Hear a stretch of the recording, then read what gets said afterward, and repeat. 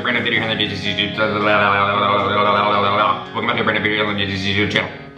I just want to give a huge shout out before we get into this video to Sandbox, the world's fastest growing military app. You guys, if you have not downloaded it, go download Sandbox right now. Awesome company, big things in the works. Get it, papas.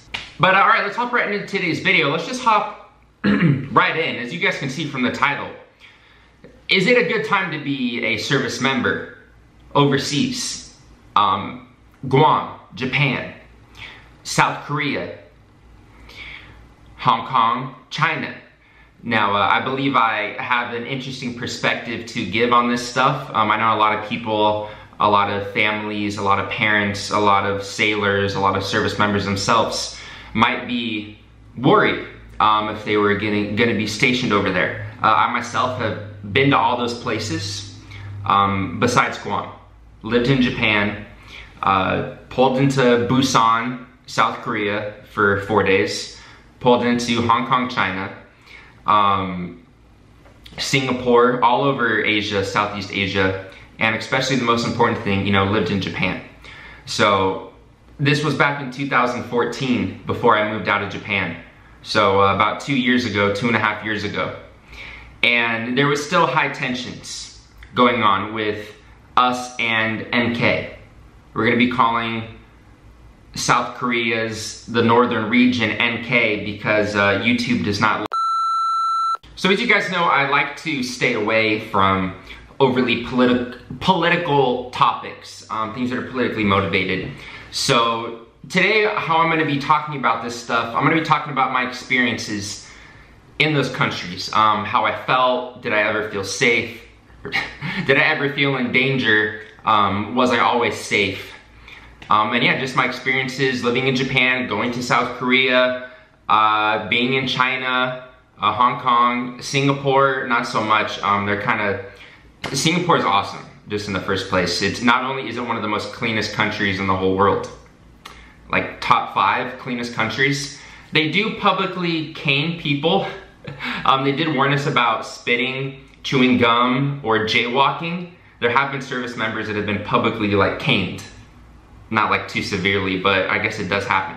But we're gonna be talking more about Japan. So when I was deployed to Southeast Asia, tensions were still high with NK.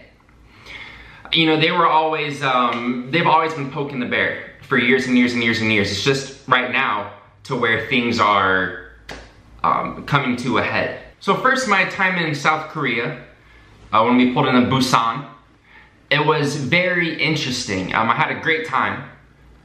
But I can tell you when we first got off the Liberty bus, when we got into the town, there were pamphlets that were getting handed out to us by these South Korean citizens on the street. They were handing out these anti-American propaganda pamphlets. And that was the first time I've ever been exposed to anything like that. Anything the anti-American propaganda. So I get handed this pamphlet and I read, Americans, they killed this many people in our country. They assault this many women. They do this much damage. And I was like, what the heck? What's going on?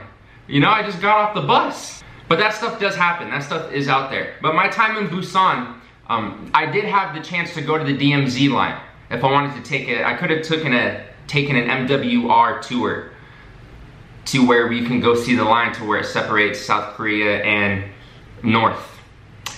I decided not to do that. I decided to just go out in town, hang out, drink, take in the sights, get a haircut, do some things like that. But I never felt unsafe when I was in Busan.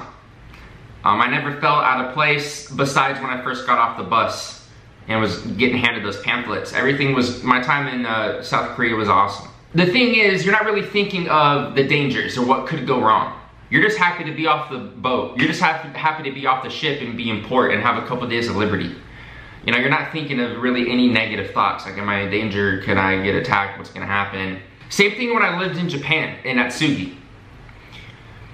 I think the main thing that I was worried about was Mount Fuji. Was Mount Fuji gonna erupt? That was my major worry because it was known that Mount Fuji was in critical, it still is in critical condition. So people that are stationed over there in Japan, it can erupt at any time. So I was more worried about that than any strikes or being in any danger from NK. That was never a thought on my mind. Now when I went to Hong Kong, when we pulled into port there, the only trouble that I really had in Hong Kong was I couldn't get a taxi to save my freaking life. I think that's the thing where, I don't know if the taxi cab drivers discriminate against tall, Caucasian, American men, but it took me like over 2 hours to get a taxi to go back to the pier. I believe a couple of us were almost late to get back on the Liberty boat because we couldn't get a freaking taxi. Now I've never been to Guam. There is a lot of DETs though, detachment groups that go out to Guam for different types of training.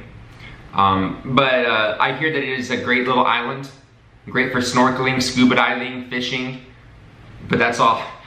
If you're stationed on Guam, I hear that you get sick of it pretty easily just because it is so small. The main point that I'm trying to get across though is that, I mean for me anyways, I never was thinking about the dangers. There was always so many other thoughts going in my head. You know, what I gotta do for that day in work, or we're finally here in Liberty trying to enjoy the port. So I'm sure you guys do know that we do have some missile defense systems. We haven't had to use them in any extreme conditions yet. So I know that's kind of one of the things that helps us deter a lot of would-be attacks, is that we have the notion of being able to protect ourselves and shoot these things down. And if the time finally came where they did something stupid, I mean, I'm sure you guys have known if you've done your own research, they would have no incentive to go after us. There's no incentive there because his whole regime would be done. Everything would be done.